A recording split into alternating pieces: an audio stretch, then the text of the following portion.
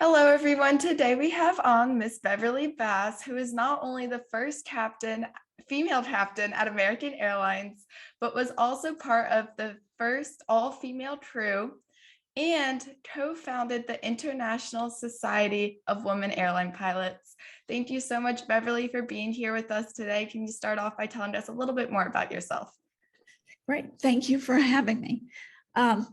Gosh, I always say I can't remember a time when I wasn't fascinated with the theory of flight and flying.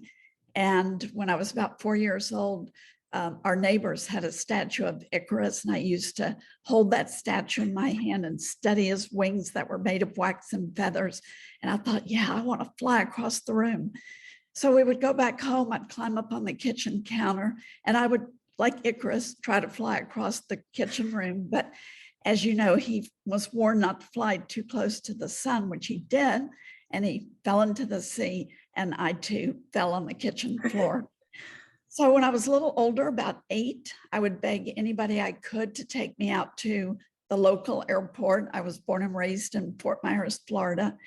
And back in those days, you could actually get pretty close to the runway. There was a chain link fence. So I would stand there. National Airlines would land a jet about 9 o'clock every night, brand new 727. And I would pick up its landing lights on the descent, and I'd watch it all the way to touchdown. And I thought, wow, those pilots have the coolest job in the world. And that's what I want to do someday. So when I turned 16, I asked my parents if I could take flying lessons. And they would not agree to it, and not because they didn't want me to, but we were very involved in a horse operation. We raised and trained and showed registered quarter horses. And I think my dad thought if I started flying, I'd lose interest in the horses. And I'm an only child, so we did that whole 10 years as a hobby, but we did it as a family. And he really liked that. So when I left for college in 1970, I headed west to go to Texas Christian University in Fort Worth. And it was my first summer home from TCU. I got in my car. I drove to the local airport again in Fort Myers, and I signed up for flying lessons. And I came home from that first lesson and announced to my parents that I would fly for the rest of my life. And then I spent about 6 years working on all of my licenses and ratings and all of that. I got hired by American as their third female pilot in 1976. And I was in my 32nd year when I retired. And now I'm going to be 70 in March. And I fly a jet that is privately owned. And I do that with another retired American Airlines captain who I've known for 45 years. So that's my life in a nutshell. Absolutely amazing. So when you started your training right outside of college, at that point, there weren't that many female pilots. So was it a bit odd? Did you get some strange looks, or were you just focused on it and didn't care what other people were going to say? Well, I did not ever think of myself as being odd, if you will. I always did boy things with my dad. I mean, I was hunting on horseback in the Florida Everglades at night with a headlight on my forehead and a rifle over my shoulder when I was 10 years old. And then I would be in fashion shows with my mom. So I sort of always played both roles with my parents as far as their activities. And so when I wanted to fly, that's just what I wanted to do. I wanted to fly, but I did know I wanted to fly the largest airplanes. And back then, women could not get into the military as pilots.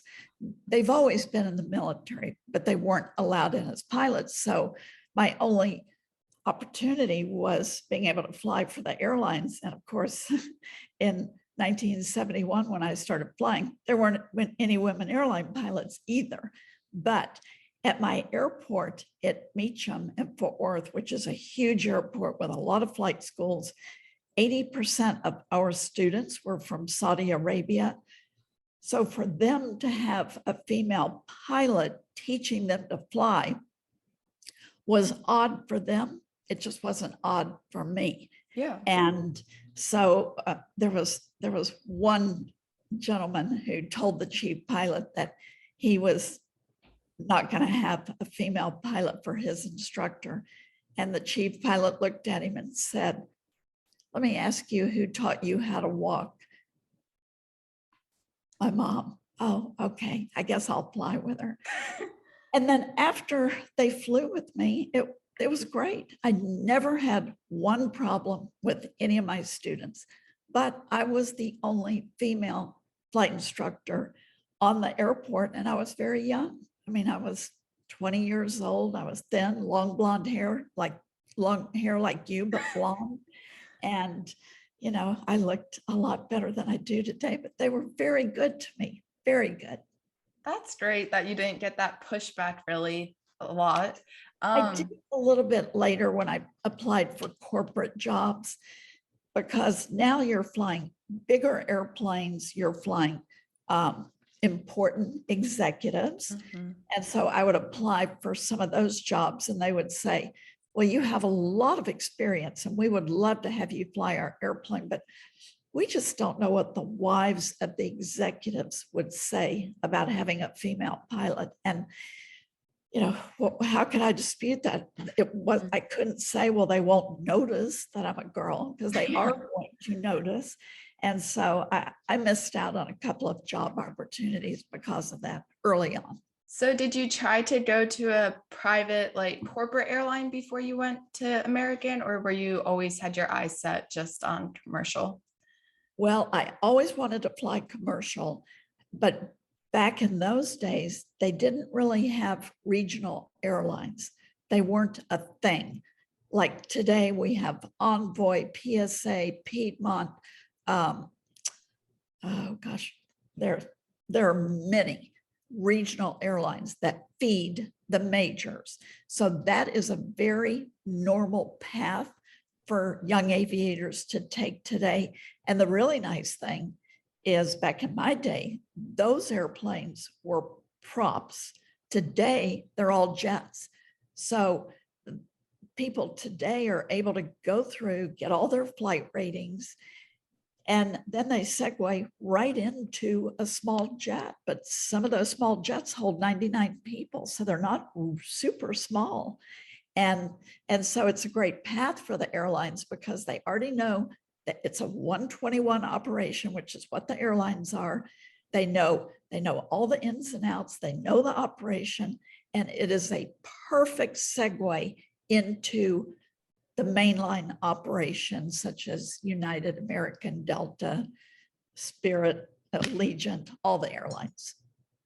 So today you need about 1,500 hours before you can go to the main airlines. Was that the same for when you started flying, or has it changed over time?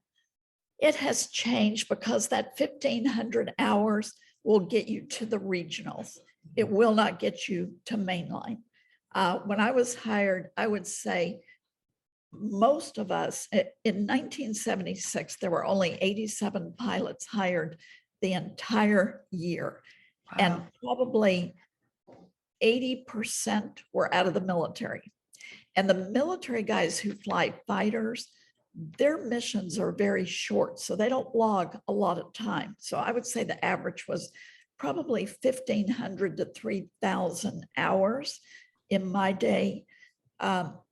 The military guys who log a lot of time are the guys who fly tankers, because their missions are very long. They fly all over the world, and they are the ones who refuel the fighters. The fighters' missions are very short, so they don't generally get a lot of time. So there's actually a conversion for the airlines for their flight time versus ours. They get, it's like 1.3 years. I don't know what the actual numeric conversion is, but they are given more time than they actually have because of the type of flying that they did.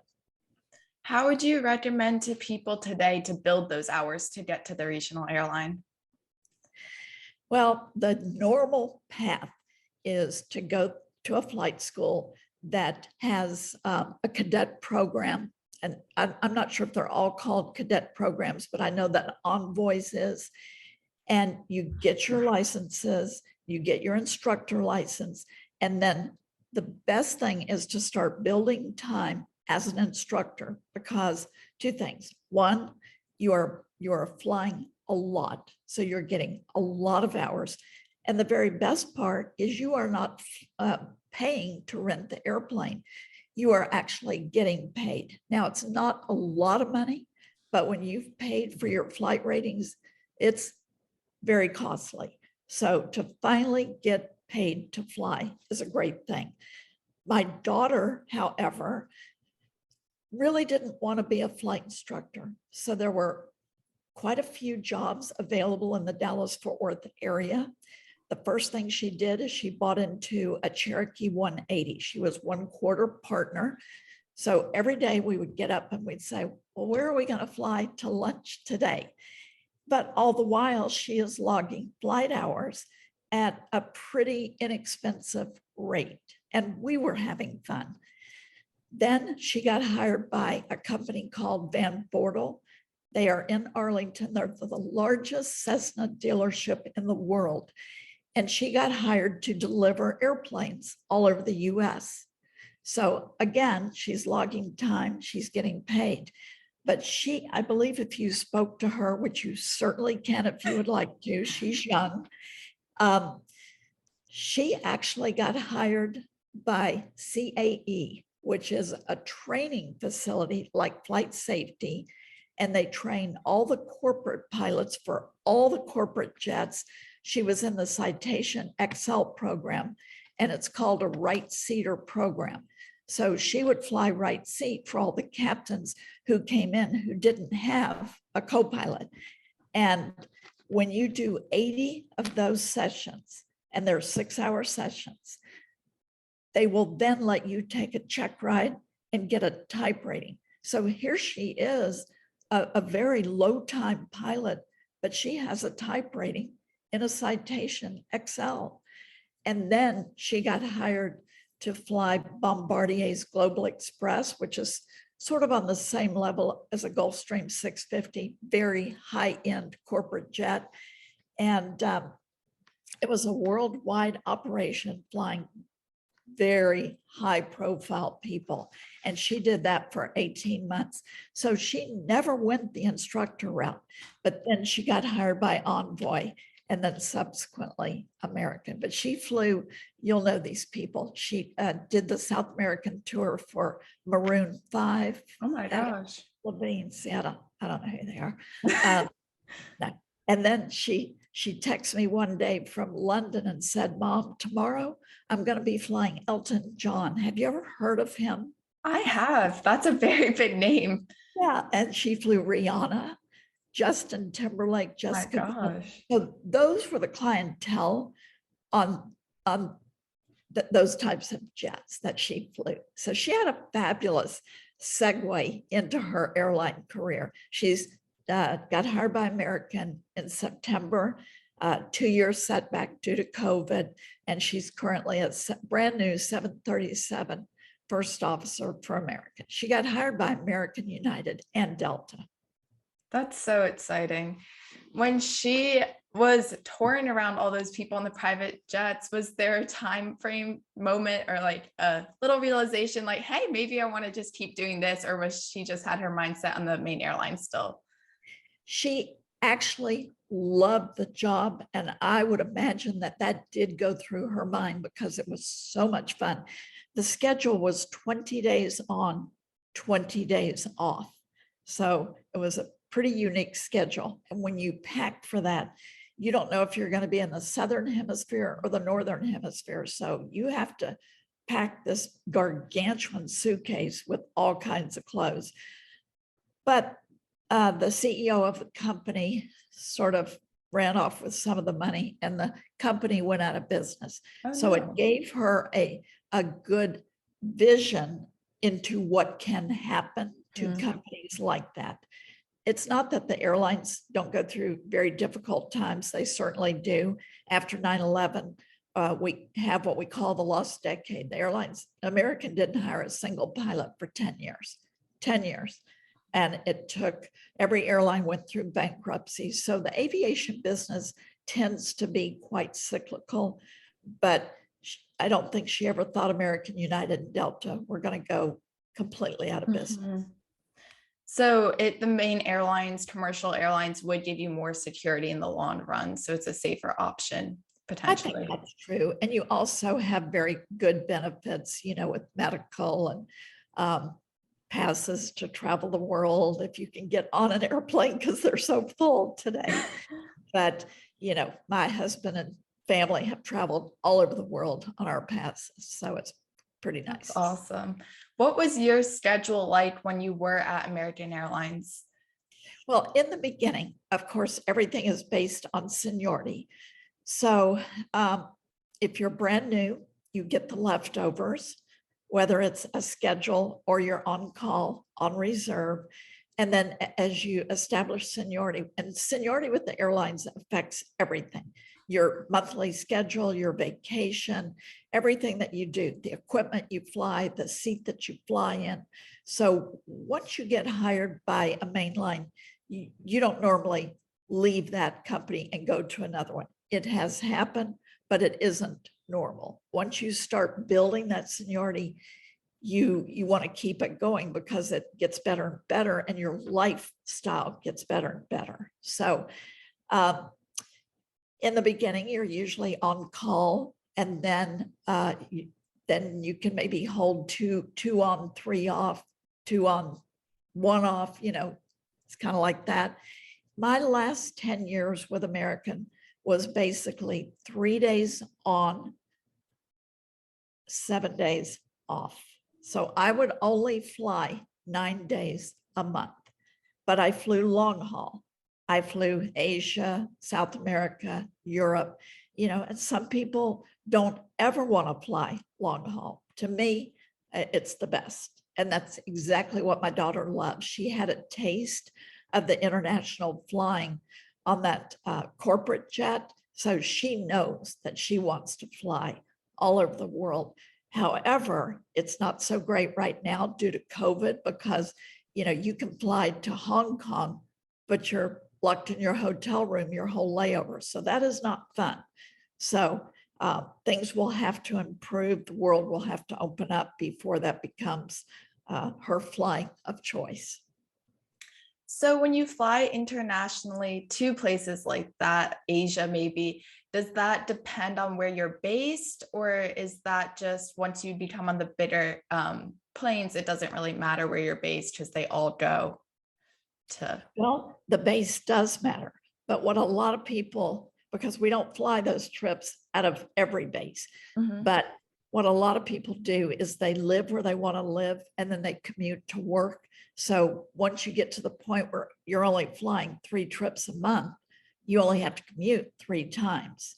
But the bigger bases like Miami, Chicago, Dallas, LA, New York, they all fly those international routes. That's so cool. What was it like for you to be part of the first all-female crew? Was that like a mind-blowing experience? Was it just like, oh, just another day flying? Oh, it was not like another day. It was just crazy. I was living in Dallas at the time, and the new captain bid became available in DC. So I was awarded the bid because I put my selection in that I wanted to be a captain, and I got it. But now that means I have to commute to DC, which I did. At the time, I was the only female captain in DC. There was only 1 female co-pilot and 1 female flight engineer. So when those 2 girls learned that I was coming to DC and I was going to be a captain, they wanted to figure out a way that we could all fly together. And I said, oh, girls, you got to let me just get my feet wet as a captain, because there was so much pressure on me. I was so visible. The airline had 4,000, gosh, I don't even know how many pilots then, probably about 6,000 pilots. And nobody was a female captain. So there were a lot of eyes on me. I said, I just don't know if I want that pressure just yet. Well, they gave me 3 weeks. So I flew as a captain for 3 weeks, and then they finagled their schedule so that they could get on my trip. And what I didn't know is the crew schedulers, who were very aware that this was happening and made sure that there were all female flight attendants, they flew into DC the night before and flew back with us to Dallas, because our trip departed at 7 in the morning. And I had no idea the crew schedulers were going to be on the airplane with us, but it was so great. And, I briefed the girls in the beginning. I said, we are going to have so many distractions on this trip. Everybody wants to talk to you. Everybody wants to take a picture. I said, more than ever, we have to be so diligent. We cannot miss one thing on our checklist. We have to be perfect on this trip. And we were. We didn't mess up at all. It was fabulous. And so after we landed in Dallas and the press was all there and the company people were there, it got a little bit easier, but almost every place we landed, there were TV cameras. So it was really publicized what was going on. It wasn't just kind of hidden up. Everyone knew. Well, American was very supportive. They were very proud of their all-female crew. It made headlines all over the world. I even have a copy of a paper. It went to Oman. I had to look on a world map to see where Oman was, but it did. Yeah. That's great. And I received over 200 letters. I know this sounds crazy to you, but people wrote letters back then. We didn't have computers. We didn't have internet. We didn't have word processors. People wrote letters, and I answered every single letter by hand. Oh my gosh, that's so kind. What were the letters about? Just like congratulations on this? Yes, they were all very positive, very nice letters. I couldn't believe they took the time to do that, but they did. Did you fly an all-female crew after that ever? Oh, yes. In DC, I actually had 2 more all-female crews. And then I had a couple of times in Dallas, but not a lot. And the reason for that is because if you fly Asia, you have 2 extra pilots. So it would mean you'd have to have 4 girls. But many times it was, if I flew a domestic trip and it was just 2 of us, then I would have an all-female crew. But it's hard to have 4. It really is. I had 3, but not 4. How does that work when you have 4 pilots? Do you all take turns flying, get some rest in the meantime for those long flights? We do. And again, it's based on seniority. I, of course, I'm the captain. And then the most senior of the 3 is in the right seat. So the 2 of us, captain and co-pilot, and then the 2 in the back seat are generally the 2 less senior pilots. And so when we start the trip, all 4 of us are in the cockpit. We have 2 jump seats. And co-pilot and I fly the first 3 hours while the other 2 are on break. And then we keep rotating all the way to Asia. So it's 3 on, 3 off. So you ultimately get 2 3-hour breaks, each of you. And in the back of the airplane, they reserve 2 first-class seats, and we have 2 bunks. So the 2 pilots who are on break can either go to the bunk room or the first-class seat. And the flight to Tokyo is usually about 13 hours. That's awesome. I didn't realize. I know everyone always said like, oh, you have more pilots because it's a longer thing, but I didn't realize like, oh, you could just see them sitting in the first class seat, like right in the plane with you. Do people realize who you are when you're sitting there? A lot of times people will wear a sweater or something so that you really don't see their uniform, because it's their break time, and ideally they don't want to be bothered. But if a passenger talked to me, I always said something, but I always wore like a sweater when I went back. I usually used the bunk room. I loved the bunk. It was really cozy, and there would be duvets and pillows in there. It's like, yeah, I can camp out here for 3 hours. What was the largest plane you ever flew? What, like, was it It the was triple triple seven? seven. Okay. I was one of the original instructors. We had 22 instructors on the airplane. American bought the plane in 1998. We didn't train on it until May of that year, and then it didn't come on property until January of 1999. But they selected 22, they handpicked 22 people who would be the original instructors, who would not only introduce the airplane to American's fleet, but also help develop the training programs. And I was one of those people, and of course, the only girl. That's awesome. Were you in the like headquarters when you trained the people then? Or were you? At our flight academy. Okay. And our flight academy is right next to our headquarters.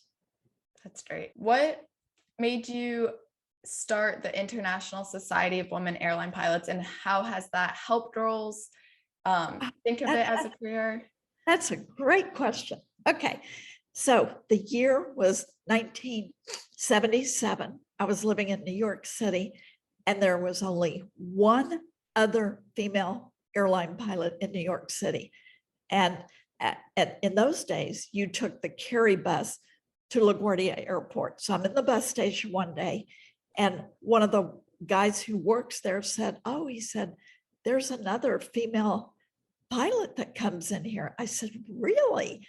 So, I mean, I was just shocked. So I wrote down my phone number, gave it to him. I said, when you see her, please give her my number.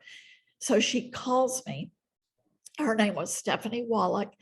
She flew for Braniff, and we lived in the same apartment building. Now, you know how massive New York is. Yes. Who could ever imagine that we lived in the same apartment building? So we talked to each other. We became instant friends. We met for lunch 1 or 2 times every week. And so one day we're sitting at lunch and we said, gosh, wouldn't it be fun if we could meet the rest of us, people like us, because you don't know anybody, you don't get to talk to anybody. And so we wrote a letter to every chief pilot of an airline that we thought had female pilots, because again, there's no internet. So we don't, it's hard for us to even know what airlines have female pilots. We typed it on a manual typewriter. I'm sure you've never seen one of those, but they did have them. We sent those letters out, and we started getting calls from other women airline pilots. So in 1978, we had a gal who lived in Las Vegas who flew for Continental, and she got into flying because she was an entertainer. She was big in Las Vegas. She played 5 different musical instruments and sang, and she started flying so that she could haul her musical instruments to these venues by airplane. So now she becomes an airline pilot. She said, I have contacts in Vegas. I can, get a hotel and this and that.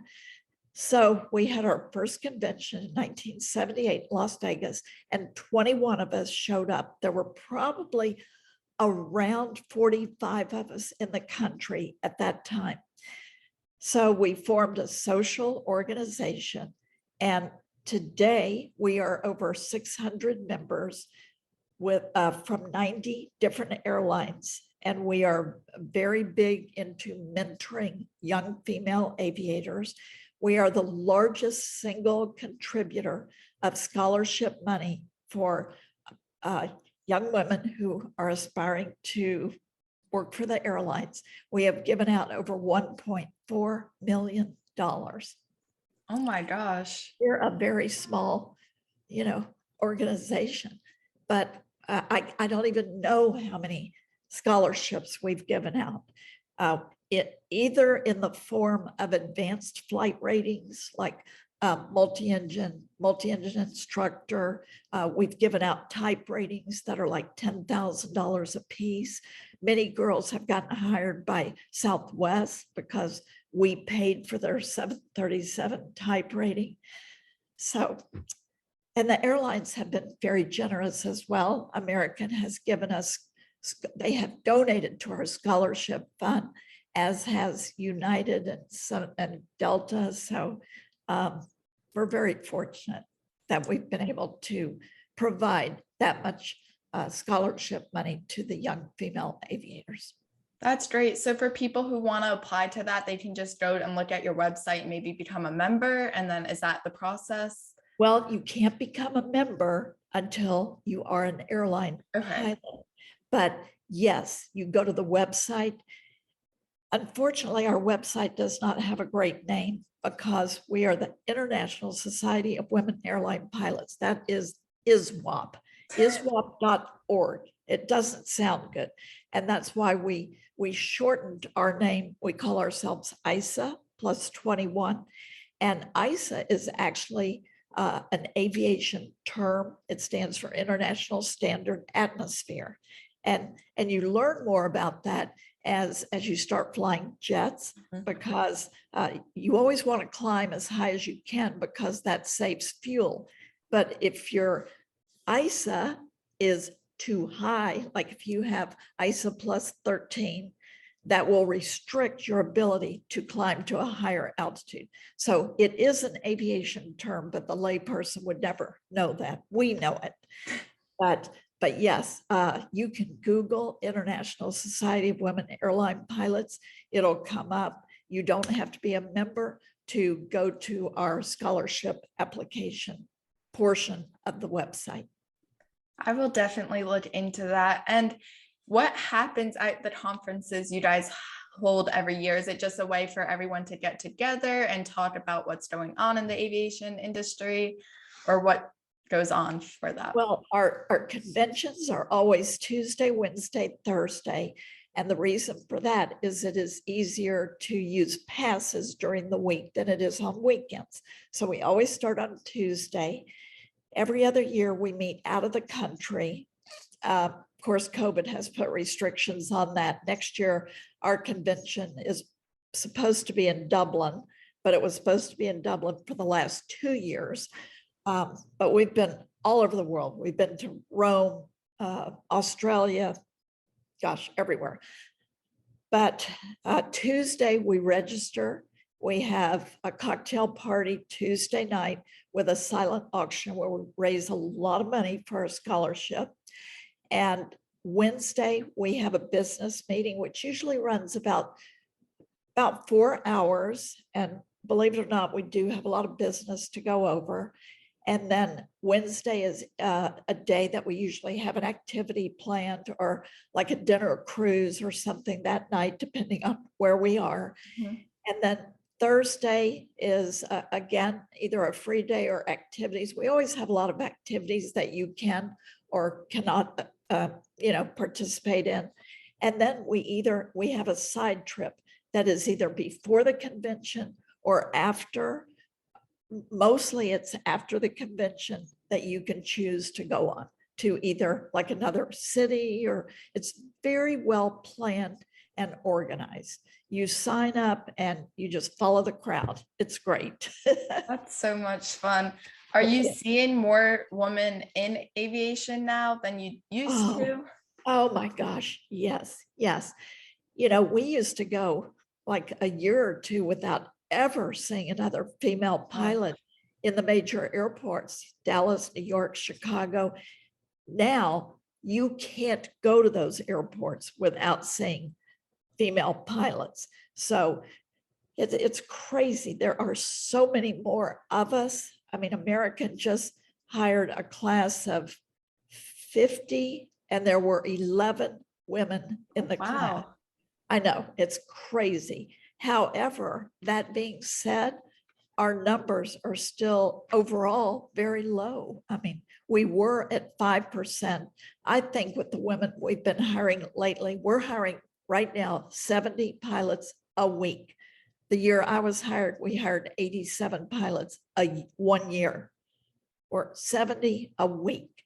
And I would say we're maybe getting up to the 7% range, but that's still not a great number. What do you think is leading more girls to go into aviation? Just more representation they see, or do you think it's just more bold, like, I can do this, they can do it, I can do it? Well, in the early days, so many young girls would say, or even flight attendants who were my age would say, I never even thought about being a pilot. I mean, it just never entered my mind. When I graduated from college, there were three jobs that women did. They were flight attendants, secretaries, or school teachers. Those were the three jobs. I mean, that's what you thought you did. And I wouldn't have done any of those. I would have been a flight attendant because I was so enamored with airplanes, but I would have been a flight attendant thinking I could work my way into the cockpit. That would have been my ultimate goal. But the visibility, the internet, when young girls 7 and 8 years old are in an airport today, they see female pilots. When I was 7 or 8, that would have been impossible. So the visibility has enhanced us becoming pilots a great deal. And I would have to say the internet, there's so much exposure. There's so much, women are aware of so much. The military opening up to women is huge. You have women in all the service academies, the Air Force Academy, Naval Academy, they're everywhere. So I think women see us a lot more. But I think one of the things that is a drawback is a lot of women think that they can't get married and raise a family and be an airline pilot. And I always say, well, the guys do it. I mean, they have wives, they have kids. So what is the difference? I always described my job to other people that I was home more than any working mother. When I was gone, I was really gone. I mean, I was far away, but I wasn't gone very much. If you talk to my kids today, and if you said, did you feel like your mother was gone a lot? Do you feel like she missed any of your important activities? They would probably tell you they felt like I hardly worked. I didn't miss anything, but I also had my kids much later. I was 39 with my first, 40 when I had my daughter. I had 16 years seniority with the airlines. So I was able to trade my trips with other pilots. I was able to bid their events off. So I don't think I missed anything. I certainly didn't miss anything important. I was home every Christmas, so you can definitely make it work. So it would help for women who are thinking that maybe just to build some seniority up first before thinking of having kids, just so you can, like you said, take off those important dates and it would be easier for you to achieve that. That helps a lot. However, I was hired when I was 24 years old. My daughter, because of losing the 2 years to COVID, and she got started with her flying a little bit later than I did. 9/11 really affected her she was 8 when 9/11 happened. So over the next 10 years, she saw a lot of my friends lose their jobs, take pay cuts. She saw the downside of aviation. So even though when she was a little girl, she always wanted to be a pilot, but 9/11 had a terrible impact on her. So she changed her mind and she went through the University of Georgia as a pre-med student. She wanted to be a surgeon. So it wasn't until she was 21 that she said, Mom, I think I really want to fly. So she was a little bit late getting started. So she got hired by American when she was 28 and she turned 29 in October. So now she's up against that biological clock. So if she has children, I would say she'll be about probably 33, 34. She'll have some seniority, but she won't have the 16 years that I had, because you get 10 weeks of paid maternity leave, but also the difference is you can fly pregnant today. When I was hired, if I want to get the wording on this right, if you did not tell the company immediately that you were pregnant, it was grounds for termination. Oh my gosh. I know. And the women today cannot believe that that's how it was. So you That's could not crazy. fly 1 minute pregnant. Today you can fly, I think, up till 8 months. And then you get 10 weeks of paid leave. We had nothing like that. You had to use your sick time if you took Wow. time off for pregnancy. So that was probably definitely a reason that maybe women were like, oh, even though they were encouraging you to do it at the airlines, they maybe didn't give you the equal benefits that you needed. And now they're compensating for that, which is great. Right. And part of it, Andy, was these contracts are all negotiated by the airline pilots union. And it's very hard to get a union to fight for 5% when they're trying to better the contract for 95% of the people. 95% of the men are not going to fight for 5%. And yet we're the only ones who can have children. So it's a tough battle. It's tough. It has improved immensely over the last 45 years. But I think a lot of women would tell you we have a long ways to go. What would be your word of advice or piece of advice for a girl going into aviation or considering aviation as an option? Honestly, I think it is the greatest career in the world, but you have to be passionate and you have to love what you're doing. The job is probably not as great as it was in my day because the passengers have become so difficult. We didn't have any of that back then. I mean, there was no such thing as having to wear a mask, and the mask flight attendants have to be the mask police, and people get kicked off the airplane. So we're dealing with a lot of adversity today that causes the flying of passengers to be a little more challenging. And that's why a lot of people are opting to fly for UPS or FedEx and Prime, Amazon Prime, and just haul boxes because they're easy. But I think having flight attendants and going out to dinner with your crew when you're on the other side of the world, that to me was just so enjoyable. I was in my 32nd year of the greatest career in the world. If they would let me come back as an old person today, I'd go back tomorrow. I loved it, but I was insanely passionate about flying airplanes. And, I still fly today, and I'm getting ready to be 70 years old. So they do cut you off at some point to say you can't fly commercially anymore, but you still love flying. So you took it upon yourself to fly smaller jets now? Yes, I fly a jet that's privately owned, and there isn't an age restriction. However, what we are faced with as we become older is the insurance companies don't want to insure older pilots. So even though we are physically and allowed to fly the jet, it gets harder and harder. The insurance becomes more expensive for the owners of the jet. And we're kind of faced with that today. The other pilot I fly with is going to be 74 in next year.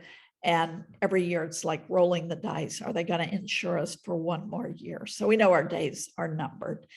But when I was hired with American, you had to retire at 60.